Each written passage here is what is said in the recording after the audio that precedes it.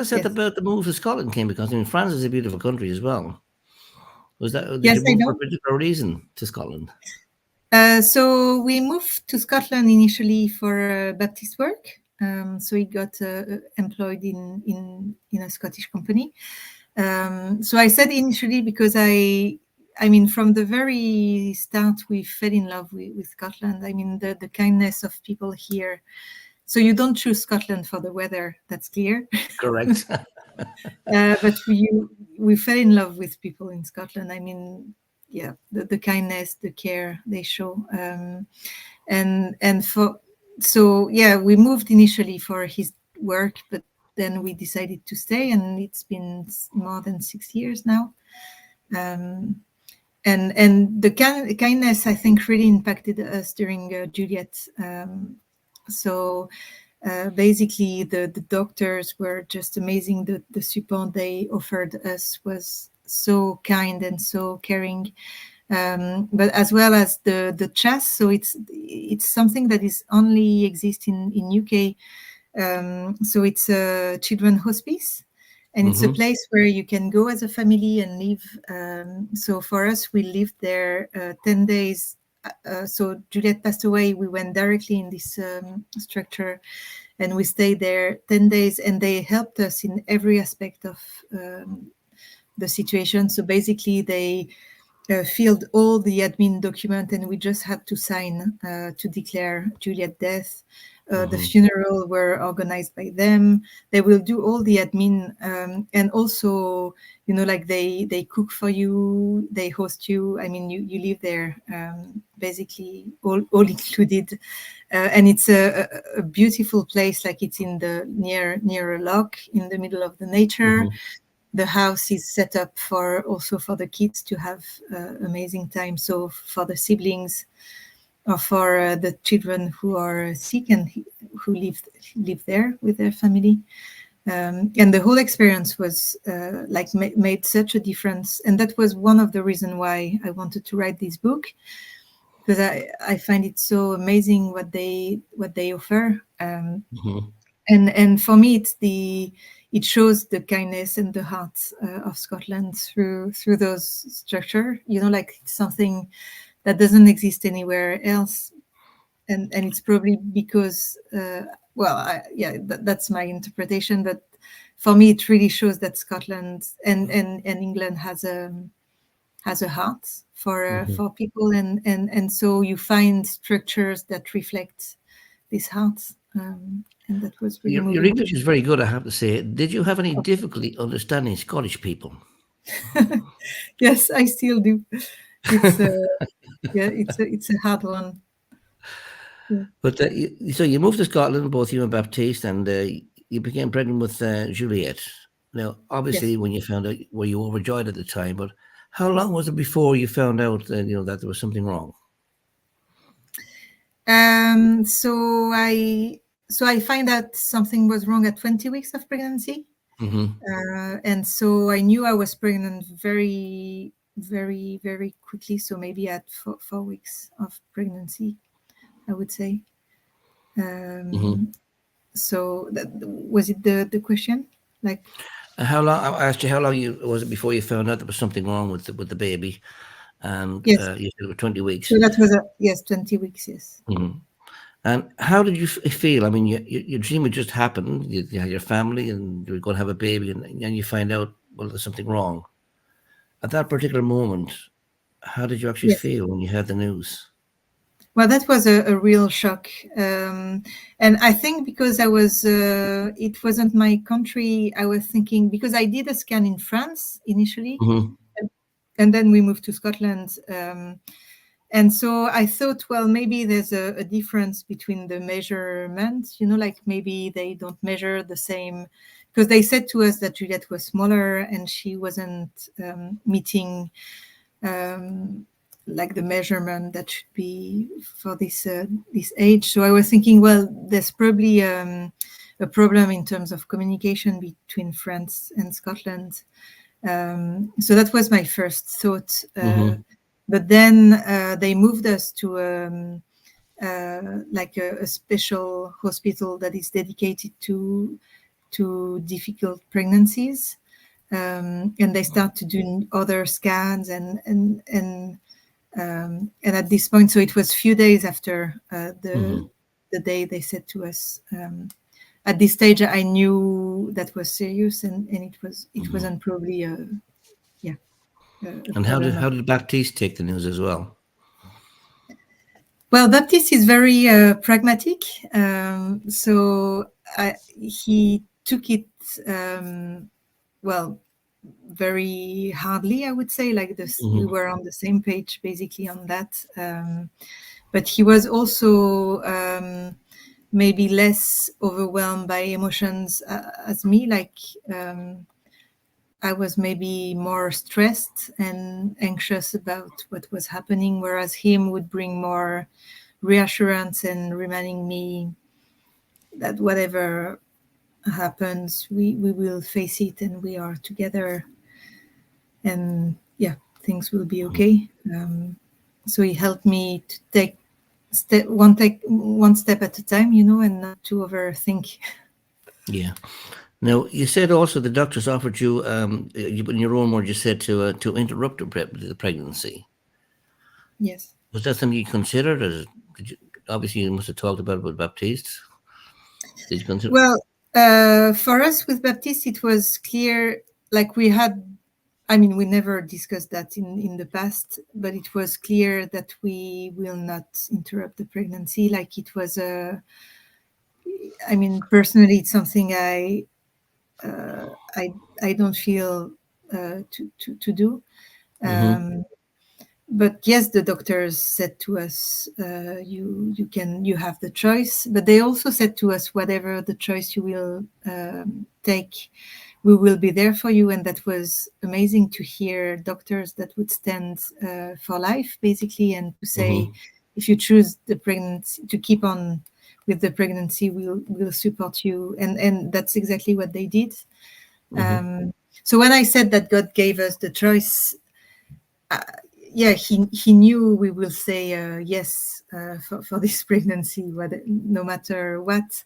But I think knowing that God give us the choices makes a huge difference, because you don't you become active in this process. It's not something that you're under. You go and you create with God, which is quite different. Do you see the difference? So you decided to go the full term, and you said you prayed for a miracle, but the miracle didn't happen as something that you wanted. Was that a disappointment to you, or how did you deal with that? Life Stories.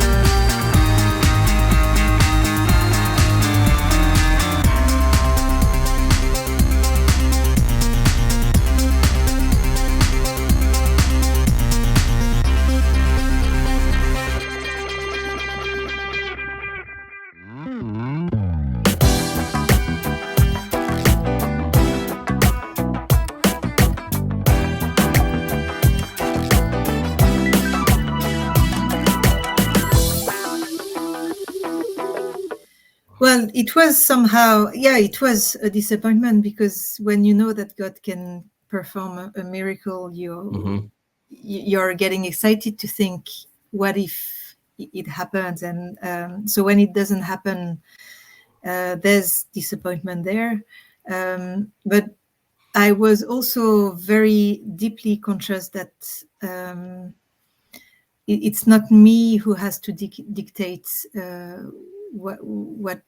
what should happen, and I was assured that God will provide and will look after us. Like I didn't felt left alone with my pain, or I didn't have a sense of injustice as well. Like I knew that Juliette was alive in heaven, and that was enough to settle me. But yes, disappointments. I was disappointed. but not. Mhm. I wasn't falling in disappointment, I would say. You said you prayed for a miracle, but yet you trusted in God. Yes. Yeah, and when it all happened, and the grief started, how did you initially deal with your grief? Well, I think the way I dealt with it was to embrace. So I named it like Little Bomb. So it felt like it was little bomb exploding, and especially when I didn't expect it. Mm-hmm.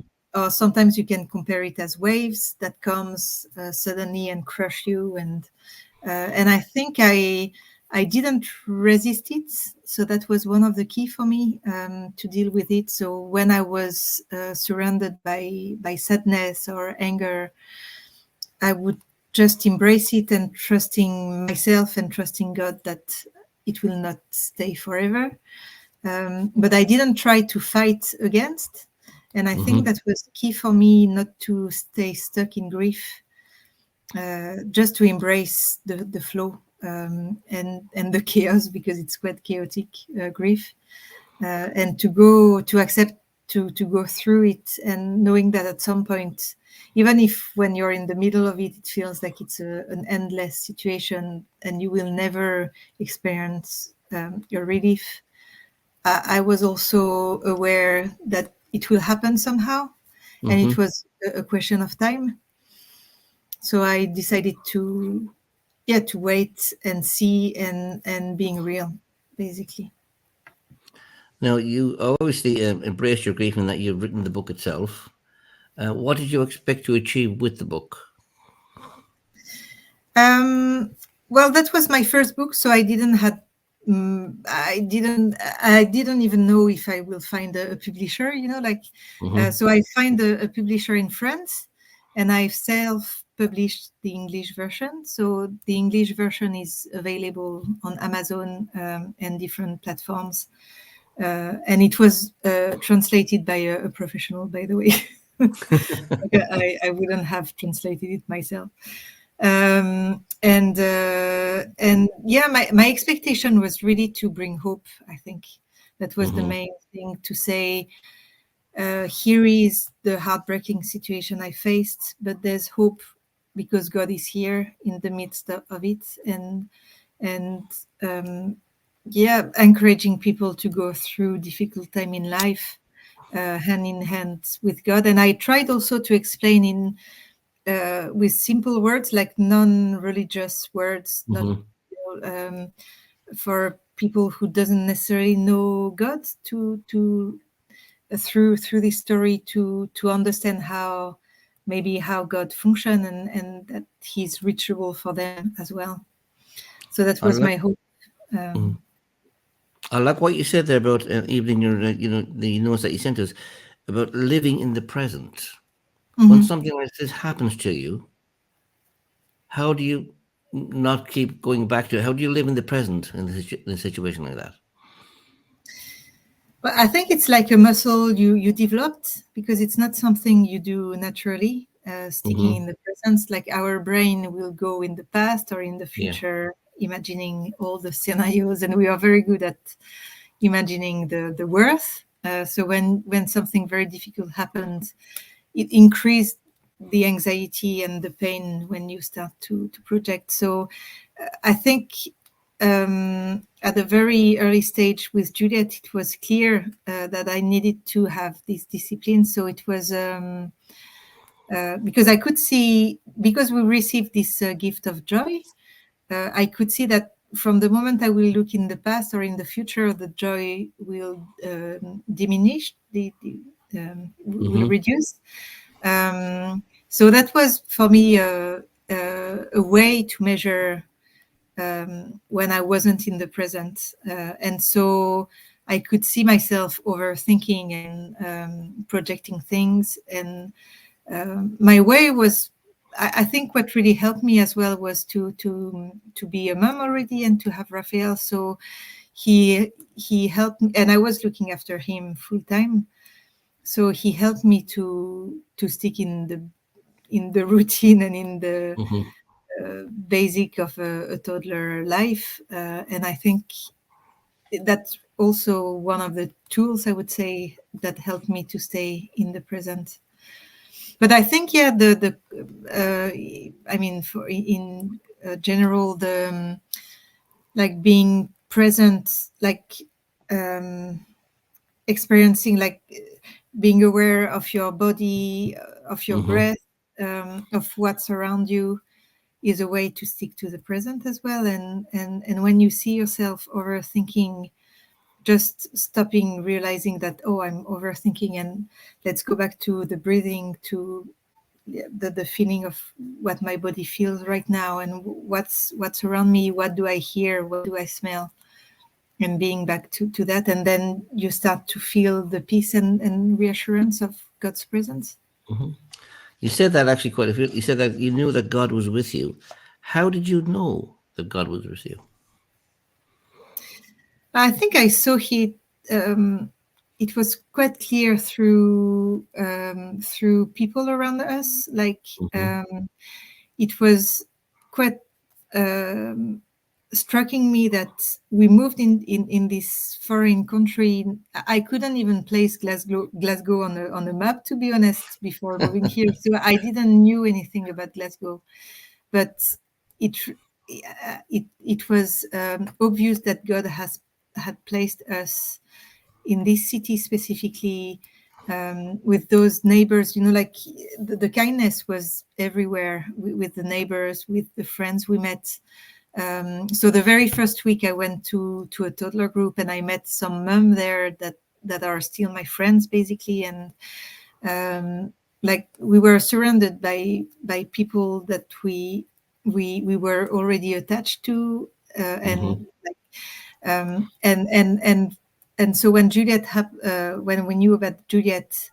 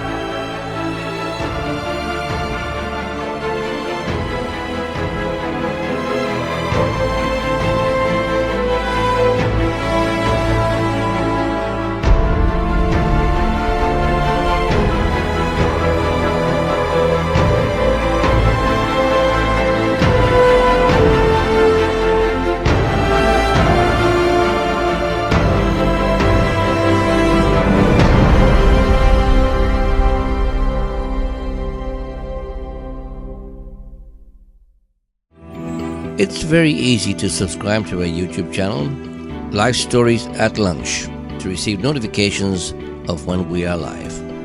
Simply click the bell.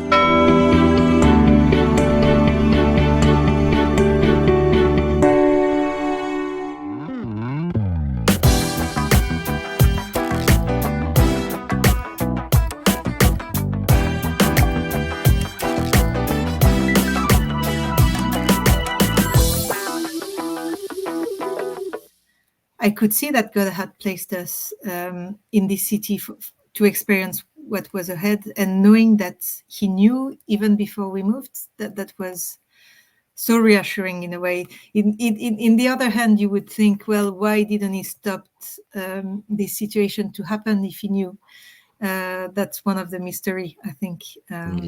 But I think He didn't stop it because He knew it will have such an impact in many ways, and that it will transform our family, it will transform many lives.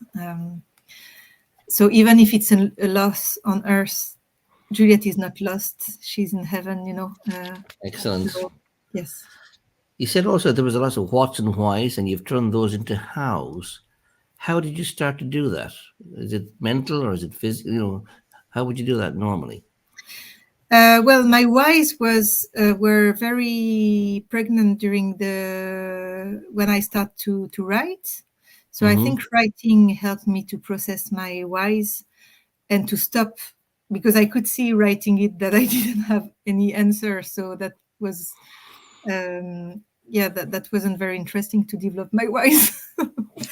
Well, you will find some whys in my book, but basically, I mean, there's no answer. But then I realized that I don't have any power on my whys, but maybe I have power on my how. And how do I not change the circumstances, because I cannot change it, but how do I respond to it? And is there something I can is there a response I can give to my circumstances? And I think that's when it became stimulating, if we could say, or like it brought a depth and a sense of coming back to life also, because when you're surrounded by whys, you're losing hope, because you're thinking, I mean, the whys can go against God, and you can start to think he's someone, not someone, but he doesn't have any power, and you start to doubt even of him and the mighty God he is. And I think, I mean, I think it's a choice as well. At some point, I could see that I was losing it by trying to answer my whys. So I decided, okay, well, there's no point of pursuing my answers. Maybe I will not have it on Earth. I will probably have a ton of questions to ask when I will come in heaven, but God knows He's ready for that. But yes. So moving on, then you said you're a counsellor. You counsel people on grief. So you have had your own experience, of course, gone through that. How is that going for you at the moment? Yes, it's going really well. So I've set up my own practice in May. It's interesting because I can meet clients in Glasgow, but most of the people are asking to do it online, which is great as well. So I can reach people from different places, and I ended up reaching people from all across the world. Like at the moment, I'm working with people in the US. There's one in Malta. I had people from Germany, from Norway, from France. So that's, I think that's also something I carry with me, this international aspect and approach. And I love the richness of cultures and how different we are in some ways and similar in other ways. It's just amazing. Do you have any plans for any more books? Yes, I think I would like to write other books. I still need to process it, but yes, I think I will write other books. That's my hope. So just tell us again where the book is available. So you can find it on Amazon. You can also reach me. So you have my website, juliettebook.com. If you tap this address, you will you can reach me by sending me an email or finding the book. Yes, so that's. Let me say just merci beaucoup for being with us tonight. Merci beaucoup. And it was wonderful. Thank you so much for speaking such a delicate and emotive subject and telling us about your heart and how you felt. But there's one question I always ask the guests on here. Now, you've made many decisions in your life, some hard, some not so hard. But what was the best decision you have ever made? I think the best decision was to trust God, because I faced different situations in life, but I've always believed that He was with me and that I could trust Him, and I've never been deceived. He always show up, and sometimes when you don't expect Him, or when you don't expect any breakthrough, He will show up even more, and that's the God I believe in. Thank you so much for everything you've told us tonight, and thank you for speaking to Life Stories Worldwide. And I'm just going to hand back to Alan now. Thank you, Juliette. Thank you, George. Thank you, Juliette, for answering George's questions and for sharing with us. I know a little bit of what you feel, because we lost 2 little girls, twin girls, after 2 days. Oh. But I know they are in heaven. Like Juliette, I know we shall see them again one day, and looking forward to seeing our 2 twin daughters. But thank you so much. Thank you for being with us tonight, all of you who've been watching and listening. If you want more help, you can contact us on our phone line or through our website. I encourage you also to subscribe to our YouTube channel, Life Stories at Lunch. And there you can watch stories like you've heard today from previous stories on a Monday evening, many, many wonderful stories. Please press the subscription button and encourage others to subscribe as well. I'd like to invite you to join us again next Monday, 8 o'clock UK time, for another life story on Life Stories Worldwide. Next week, we have John Walker from the West Midlands. John was a former chartered quantity surveyor, and with a friend, they started up 4 companies. And he also was the president of the Faculty of Building. But he also has another interesting story, that he was rescued from Freemasonry. He came out of Freemasonry, and there's an amazing story to tell of how God has blessed him from that and helped many, many people. So please join us again next week, 8 o'clock. May you know the peace of God which passes all human understanding, and may the joy of Jesus fill your heart. Thank you again. Bye-bye. Life Stories.